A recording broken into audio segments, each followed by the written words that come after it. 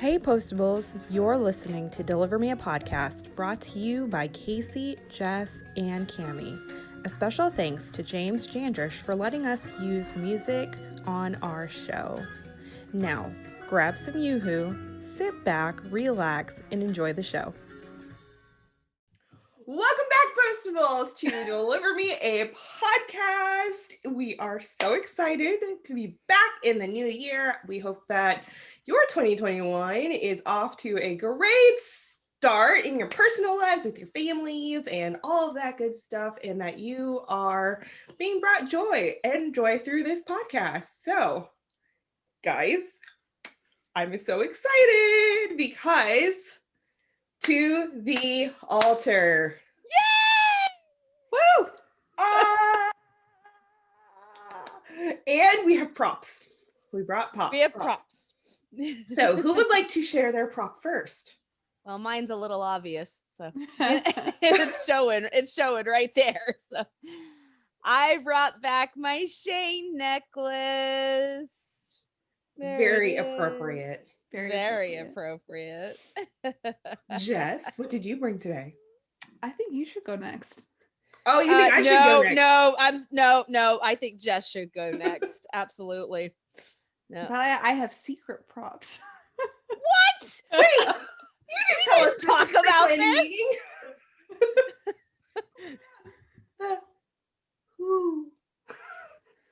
All right, I'll show this. Oh, no, that's backwards. I have this little guy. And Cammie's bringing up another one. Yes, our little owls to represent the owl in the barn. But you know, here, wait, put yours back up, because now it's a wedding of owls. And my daughter's pink owl is MIA, and I actually didn't think to look for it. So no, that's pretend it's right here. Because it's the wedding. It's the wedding. See? yes, but we need the 3 strands of the cord. Oh, right. We need a flower girl. She's bright. But that's the heaven owl, you know. Oh. We can't show the heaven owl. Heaven owl is in heaven. Okay. Exactly. But wait, there's more, okay? Because we know that I'm the romantic of this group, and we know how just emotionally charged I am watching this movie, right? So just for you guys, I have tissues. I brought a whole 4-pack here just for you. You gonna hand that through the screen? And I'm ready. She's got the mop. I've got it. Let me just get that out of the way there. All right. Got you covered. You're gonna need that later, so you can't get it out of the way now. It's true. You might Minor detail. You might need that in the next 3 minutes. I have tissues to play with the whole episode, so Either that or tissues to cover the camera so we don't see you snickering at us. You know, it's probably a good thing you brought that early, because as we all know, in our pre-planning, I already started crying. So it's true. Postables. We hadn't even started recording and Casey was crying. So this is very unlike me, guys. We got another Kristen Booth here. Yes. Speaking of, this is my prop. It's an ugly green tie that I stole from my husband's closet. But look, it's plaid with stripes and stuff. That's pretty appropriate for the. Mm-hmm. I don't know how guys wear this. It feels like I'm choked, but all right. So before we get into the meat and potatoes of this episode, what was your overall thought? I mean, we're ending with a bang. Cammie's face. How do you say an overall thought with this movie? There are so many facets. There's way too many subjects to have one thought on this movie. Did you melt? Because that was my word. Yeah. Did you innerly squeal and maybe die a little bit inside? I don't think I squealed. Obviously.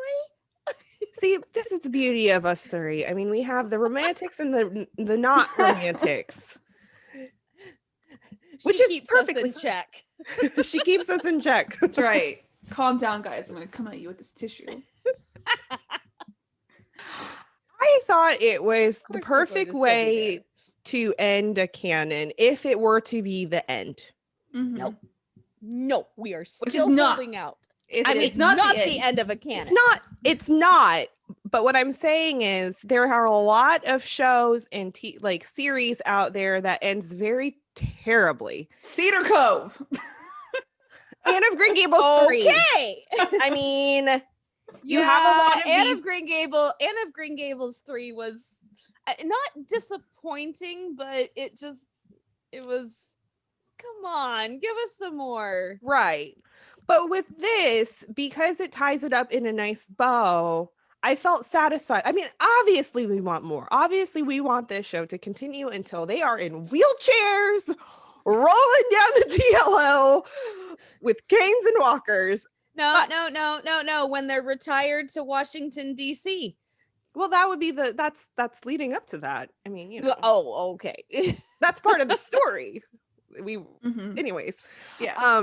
But if the series, if the canon, if it was gonna end there, I mean, it was the perfect ending, I think. It was a good way to end if it was going to end. We're always going to want more. Yeah. Yeah. We're I agree. always going to want more. But if it had to end there, it was beautifully done. Mhm. Mhm.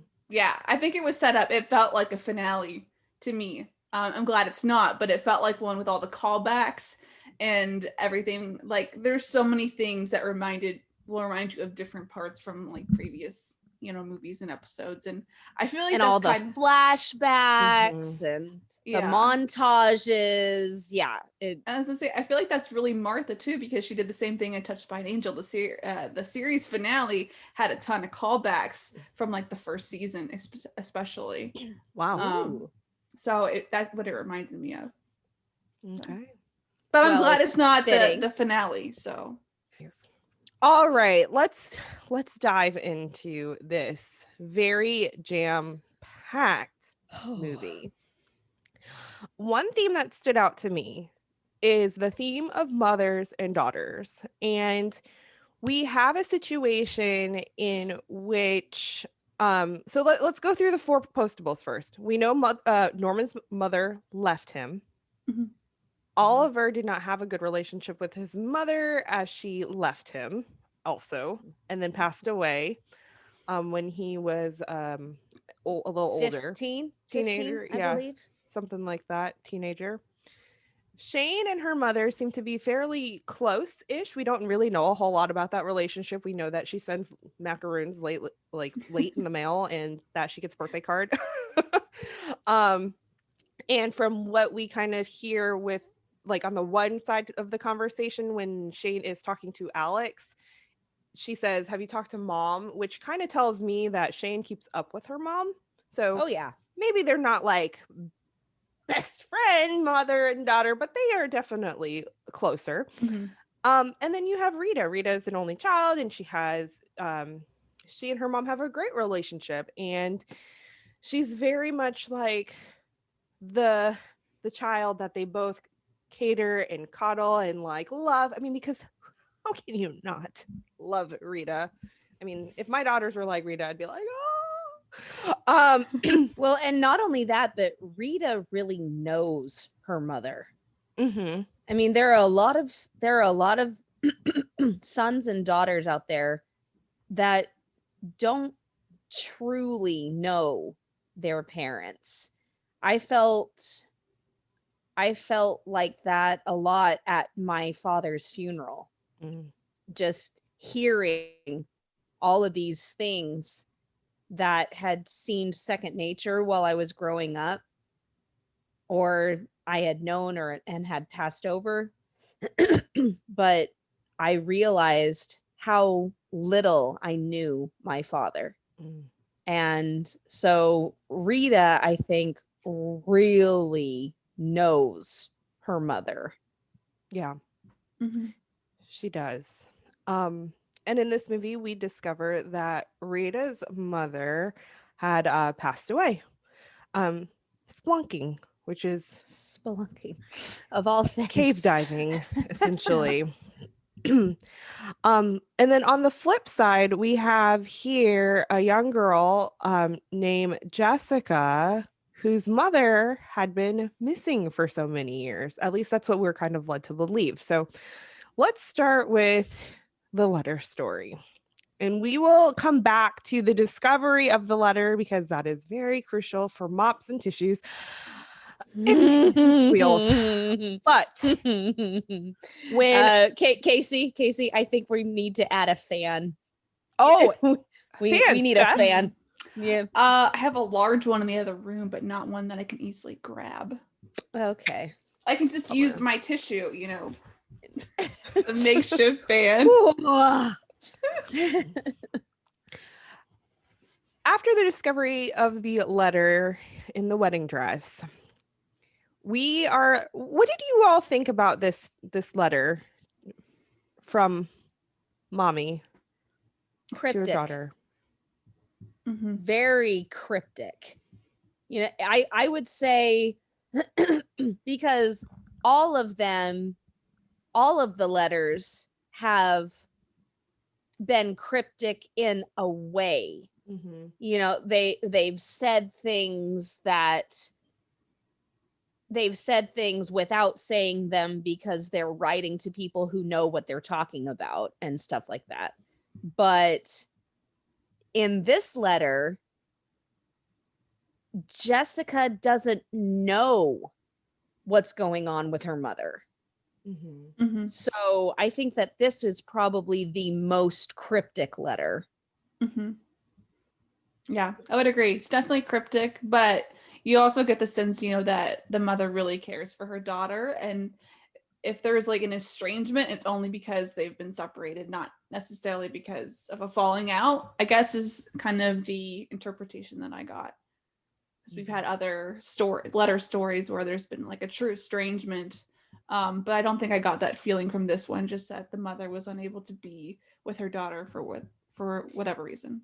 Yeah, the first time I saw this movie, I thought, wow, this is a very dedicated mother who obviously can't be there right now, but she loves her so much.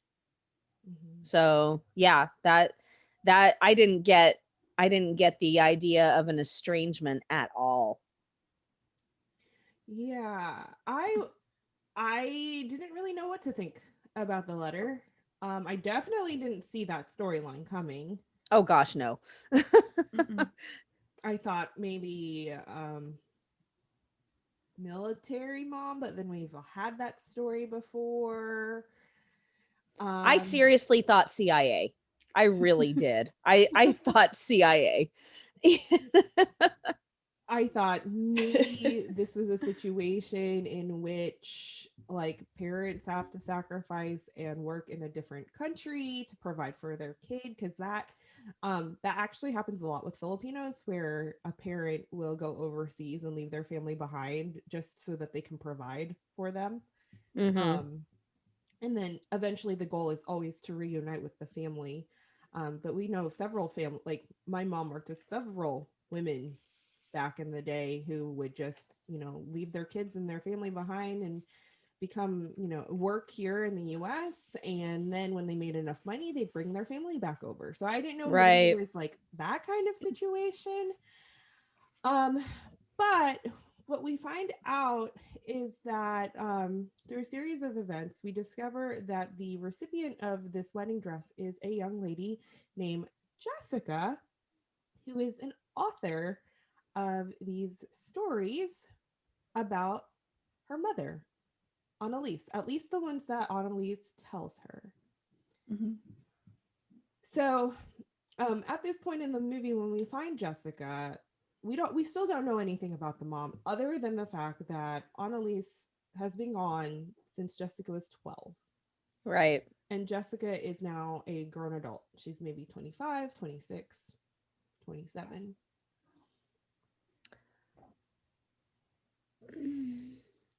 So she had been working, Annalise had been working at the Brown Palace for 5 years. And Jessica was married 5 months before. So I would put her at no older than 25. That's my take on it. Yeah. So speaking of Annalise and her working at the Brown Palace, the story takes a very sharp turn. Of this whole time, we think that Annalise is in all of these different countries. Jessica shares that she's gotten letters in the last few years from all sorts of random countries, and which are legitimate because they're postmarked from those different countries and like the stamps and everything.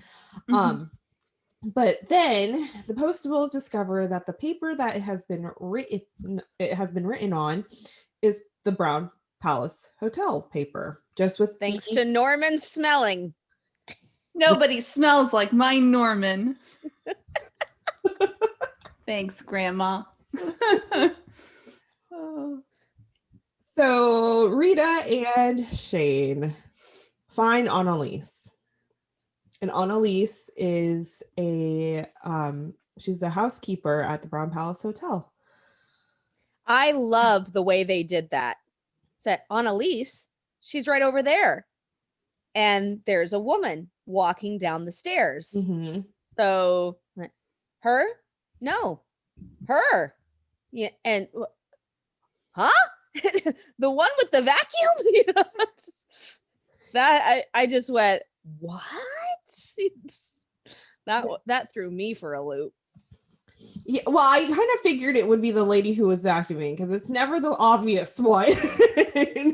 But I too was a little confused. Like, wait a second, I thought this lady was traveling the world. What is going on? And we discover that Annalise had been, she'd been dealing with mental health issues, and that she needed to go get help, and that is why she left her daughter, but still very much loved her. And it wasn't something that she wanted to do, but needed to do for Jessica's safety. So, thoughts on this discussion that Shane and Rita have with Annalise? Well, one thing, this isn't about the discussion per se, but this is one thing that I really noticed.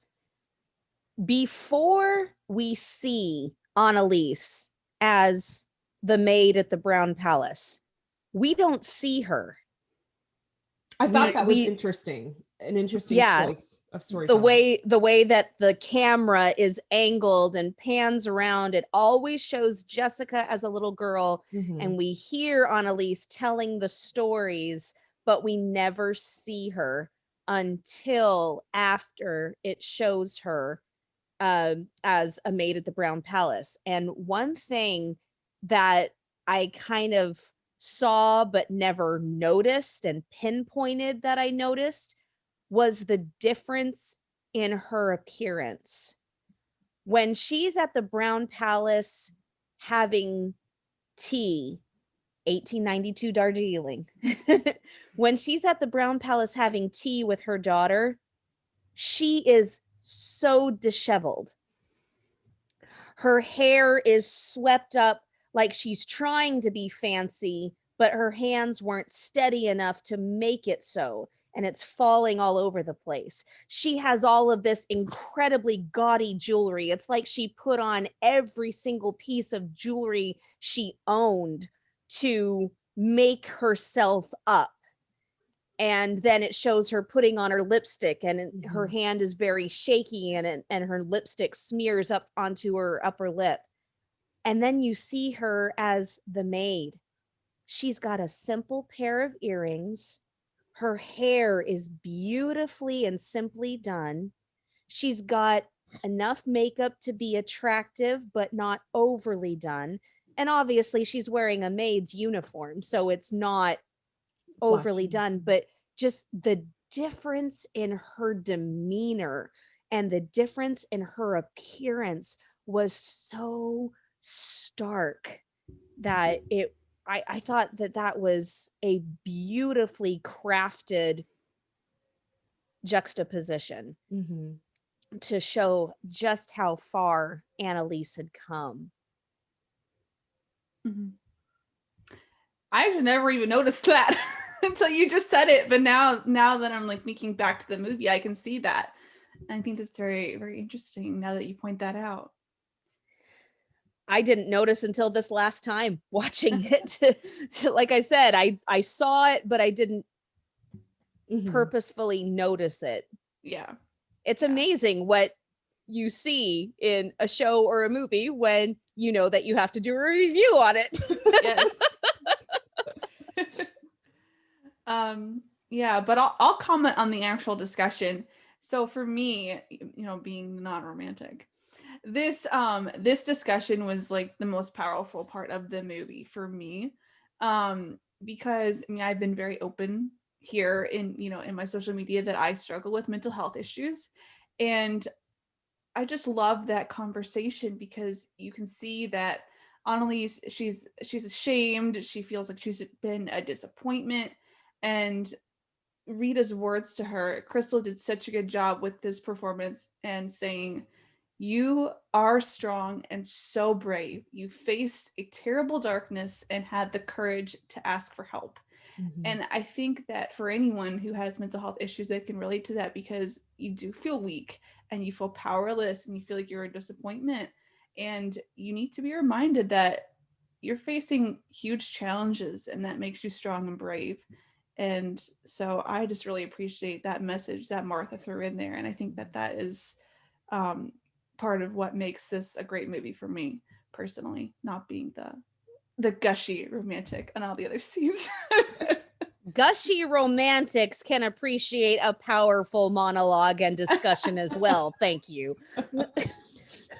And watching it this time and hearing those words said from Rita Crystal, it's very timely because last year 2020 was such a hard year, and mental health issues and anxiety and Skyrocket. depression really skyrocketed. I mean, even for me personally, like I had been going through some really difficult internal turmoils in the last several months with just everything going on, being in lockdown, being a working mom from home with kids and having to do everything and not being able to go anywhere. I hear you, girl. I Yeah. hear you. Not to Oh, mention man. last year, and I've shared this before, my mom got really, really sick. And like that had been in the back of my mind like the whole year, like, what if that happens again? And then my aunt passed away very, very suddenly at the end of October. So all of these things were like building up in my head, and it's hard to ask for help. It's hard to go to somebody and say, like, I need to go get checked out. And that was something that I had always struggled with. Like I had never been the one to, like, I'm always the one that everyone's like, oh, you've got this in the bag, you're fine. Oh, and I'm like, I am not fine. I need somebody to tell me that I am not fine.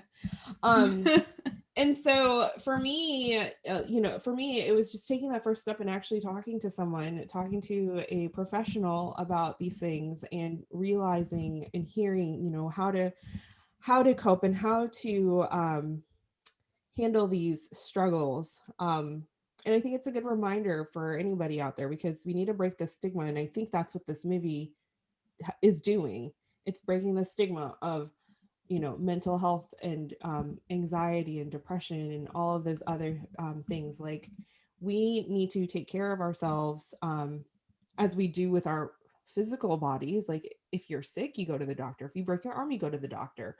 Mm-hmm. But if you're not in a good mental place, like you have to go see somebody. You have to see a doctor or a licensed professional or somebody. So that was one big takeaway from this movie is if you know someone who's struggling, use this as an opportunity and use this story as an opportunity to share it with your friends and say, listen, this is a fictional story, yes, but this is The also situation is real. that happens all the time. Mm-hmm. And so something else that that I think is a really good thing to point out is that Annalise didn't stop with one program. mm-hmm. She kept on having relapses, and so she kept going away. But she found a live-in mental health program for women. She was supposed to be gone 6 weeks, but that turned into 6 months. But she didn't try to get out early. But then the program lost its funding, and she ended up on the streets. Mm-hmm. And for a while, she just lived her life like that, convincing herself that she was undercover, that she was an undercover agent like Nellie Bly. Mm-hmm. But then when she saw the book, when she saw that young girl reading a book written by her daughter, she went to the hospital. She didn't just stop at one program. It took her a long time, but she kept going back until she found a drug that worked, and it helped her become a stable, calm, very functional woman in society, because beforehand, obviously, she hadn't been. Mm-hmm. And I love that she didn't stop. And Janet Kidder, who played Annalise, just the telling of her story when she said they found a drug that worked, she really embodied the miracle that it was. Mm-hmm. And that, I just thought that was such a beautiful moment performed by her. Any other thoughts? Are we going to the conversation between Rita and Jessica yet, or I are was we about to still go on there unless Okay. anybody had anything. All right. So we found Annalise. And now it is time to share this news with Jessica. Rita and Shane go to Jessica's house. They let Jessica know, we found your mother and this is what's happened. Man, they're letting the women handle everything, aren't they? They sure are.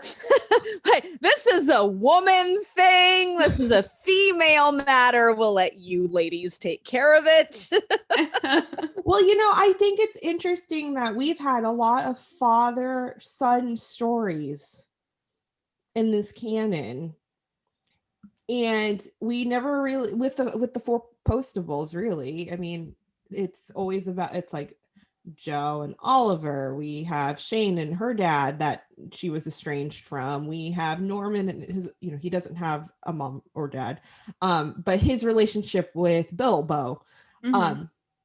And so this is actually the first mother storyline for the Postables. And I thought that was really appropriate considering the weaving that happens, because we have here both Rita and Jessica. They've both lost their mother in some sort of a way.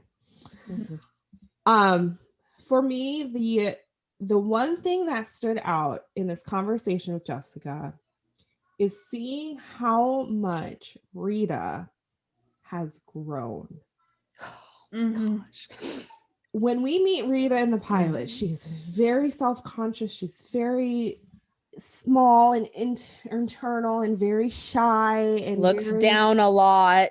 Very insecure. She's very she's not confident in when she's talking to Shane or Oliver or even Norman. But we see this growth in Rita. And when Rita tells Jessica the straight truth, like she's like straight up with her, honest. That passion. I'm going to tell you what it is. I sat there and I was like, first of all, you go, girl. Second of all, wow.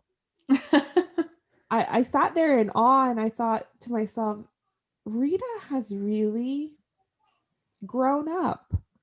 She's found her confidence and she isn't afraid to speak her mind anymore without losing that sweet Rita-ness about her.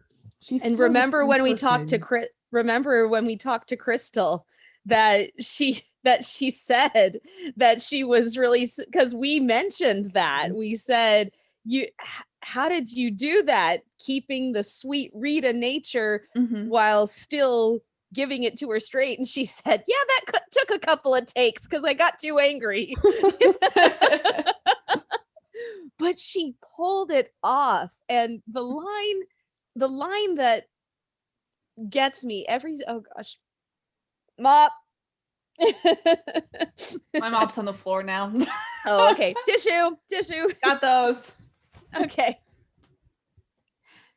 When Jessica says, maybe it's too late, and Rita says, no, I know what too late feels like. And Rita can't have another conversation with her mother. And if Jessica had denied herself this opportunity to make amends with her mother, that would have killed Rita, because she knows what too late feels like. And that is heartbreaking and beautiful all at once. It's amazing. And I love how she encourages her. Rita encourages Jessica to reach out and don't give up. Because I think in real life, I think sometimes we are so quick to just give up on people, regardless of what the situation is. We're like, oh, they're a lost cause.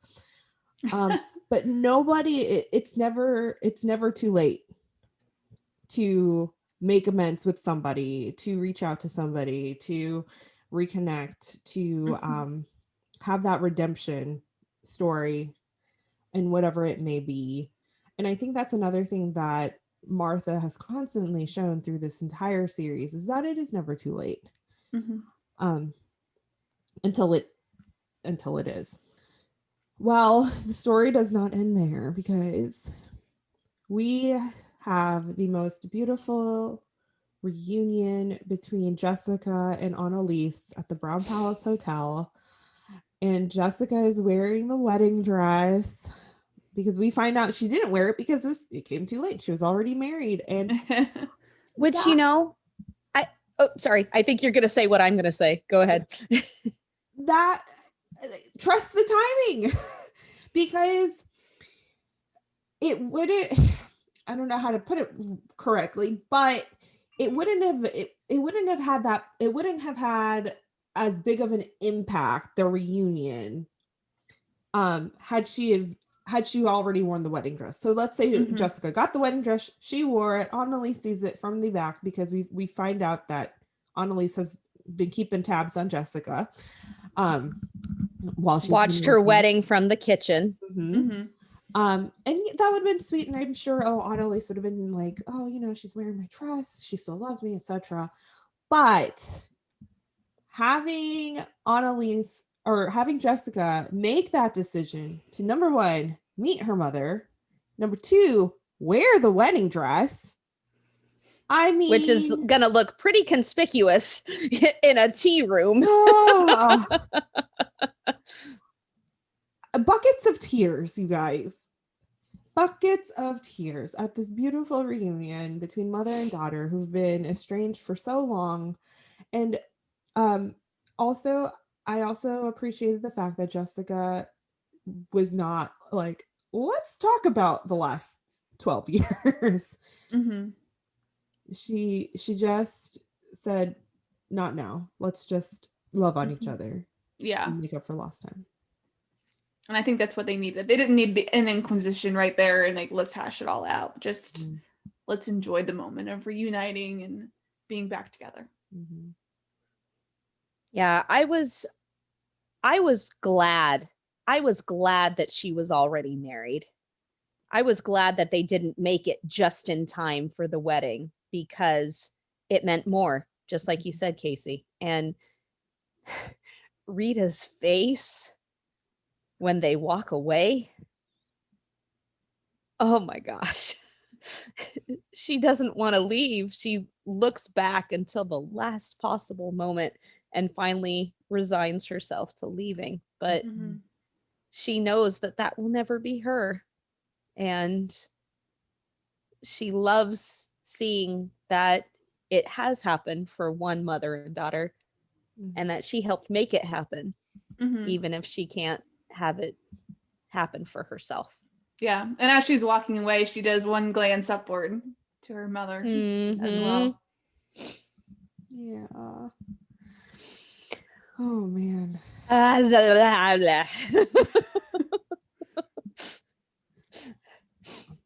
Shaking it loose. So Any last thoughts about the letter story before we move on to the postables and the wedding? yes. I have one thing. It's very Oliver O'Toole, but Oh dear. I loved all the stamps, like how they are all representative of all different like strong women. The courageous women. Yeah, I thought that was fun. Yeah. And now I know about all these women.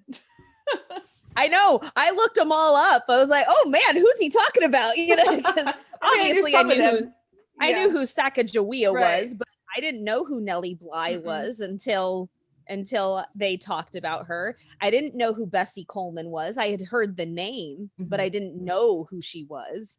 And but one thing that I love is that Jessica, number one, Jessica took a very sad situation and turned it into something beautiful. Mm-hmm. You know, I mean, remember on her 21st birthday, she looked herself in the mirror and said, face it, she ditched you. Mm-hmm. That could have made her very bitter. It could have. And she turned this horribly sad situation into something beautiful.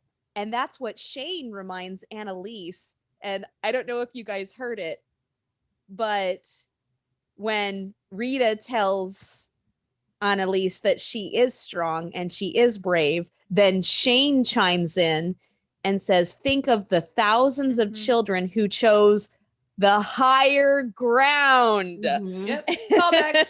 Yeah. Who chose the higher ground because of the stories that you told Jessica. So, number one, Jessica turned a very sad situation into something beautiful and into something enjoyable for so many young adults and teenagers and children. Who knows how many.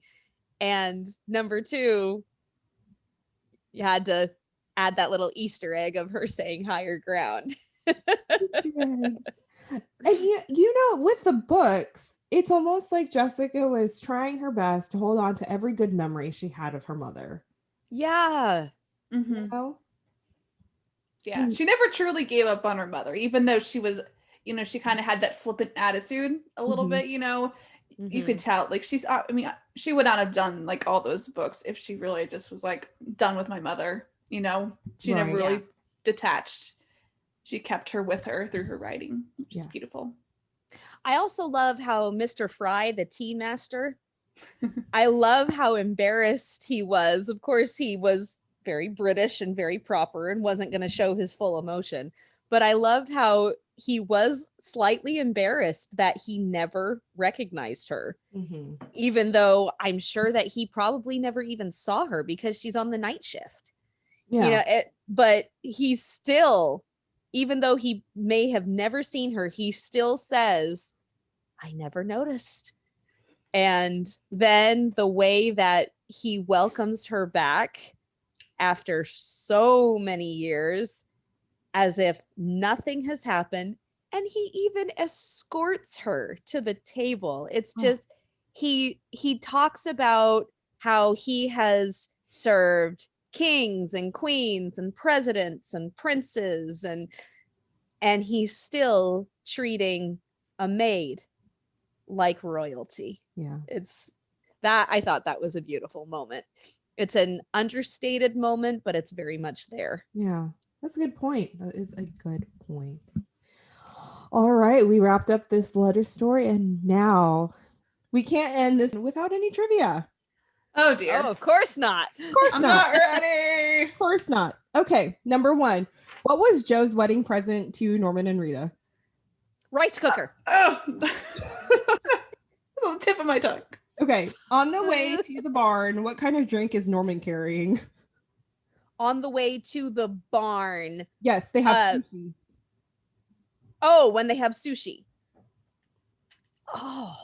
He's carrying a case of soda. What kind of soda? So I guess it's not Yoo-hoo. Oh. Cherry? Grape? Strawberry? It's grape! It's grape! Yay, Jess! Okay. When Norman and Rita are in the DLO and they're grousing, well, more like Norman is grousing about Ramon, where does he sarcastically say that Ramon got his medical degree from? Oh, I have it. I wrote it down. Where is it? It's somewhere in my 7 pages of 5, 4, 3. here it is. 2, Here it is. What? From South Central Delaware Community College. Correct. How many cousins does Norman have? 37. Something. 37. 37. What date? 6 foster homes, 1 forever family, 37 cousins. Okay. What day is it when we start the movie? Monday. Well, date. Oh, no, I have that too. It's the 30th. It is the 30th. What does Shane move off of the box when she finds the wedding dress? Blanket. No. Dang it. Are you sure? Yeah, she purposely moves this thing off. To pick it up. Pick it up. Oh. Nope. Oh! I know. It's a blue helmet. Oh. Okay. Final question. All right, here we go. Name Jessica's books, 5 of them. The Secret Adventures of Annalise. Hold on. I have it. Where are they? Where are they? Annalise and the...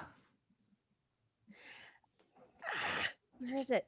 5, 4, 3, 2, 1. Hey, hush you.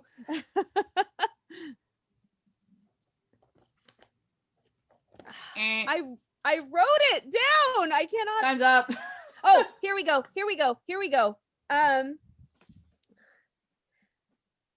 The book 5 was The Flight to the End of the World. Mm-hmm.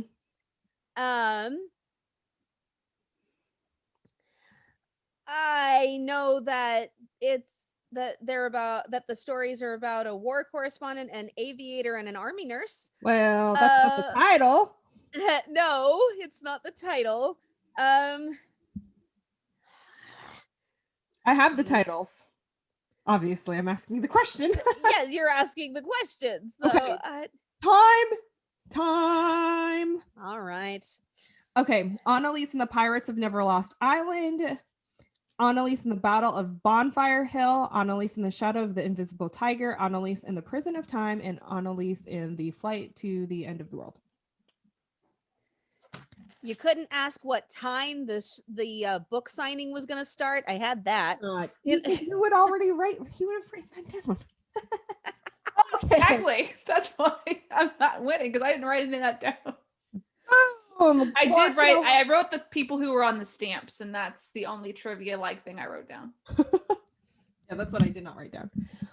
Okay, Postables. Well, we have talked about a lot, and we have more to talk about because we just can't shut up about this movie. This movie's pretty deep. A lot packed into that hour and a half. There was man. And we will be back next week to continue our discussion of To the Altar. Bye. Bye. Thanks for listening to this week's episode of Deliver Me a Podcast. If you want to know what's going to happen next week, be sure you are following us on Twitter at Deliver Me a Pod and on Instagram at Deliver Me a Podcast. We also have a merch store where you can buy tons of Postables things for you and your friends. We'll see you next week.